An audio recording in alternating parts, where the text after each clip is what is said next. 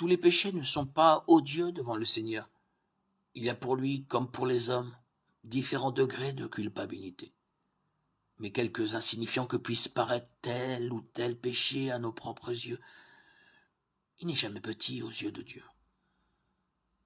Le jugement de l'homme est partial, imparfait, tandis que le Seigneur estime toutes choses à leur juste valeur.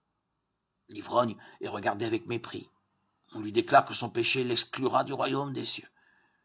Mais on est souvent moins sévère envers l'orgueilleux, l'égoïste et l'envieux. Et pourtant, ce sont là des péchés particulièrement odieux au Seigneur. Ils sont contraires à la bonté de son caractère, à l'amour parfaitement désintéressé, qui est l'atmosphère dans laquelle se meuvent les mondes qui ont conservé leur intégrité. Celui qui tombe dans quelque faute grossière peut avoir le sentiment de son humiliation, de sa pauvreté, de son besoin d'un sauveur. Mais l'orgueilleux n'éprouve aucun besoin. Il ferme son cœur au Christ, imbu de lui-même. Il se prive alors des bienfaits infinis que le Christ, notre Seigneur et Sauveur Jésus, est venu lui apporter. Il érige une muraille,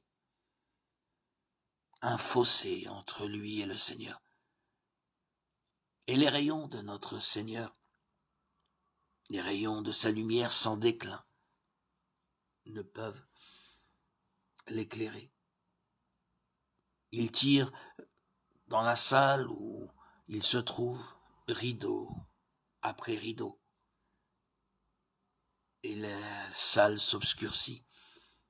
Elle devient noire et ne laisse passer aucun rayon de cet amour rayonnant, miséricordieux, infini, de sa bonté, ces rayons de vie qui pouvaient le rendre disponible, lui permettre de combler les fissures et les failles qui ont entaché sa vie.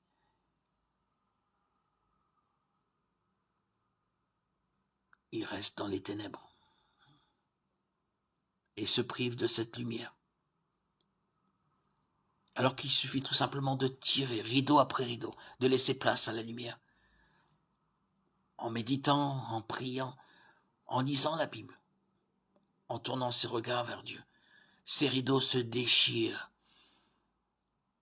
les uns après les autres et laissent passer les rayons lumineux de l'amour du Christ.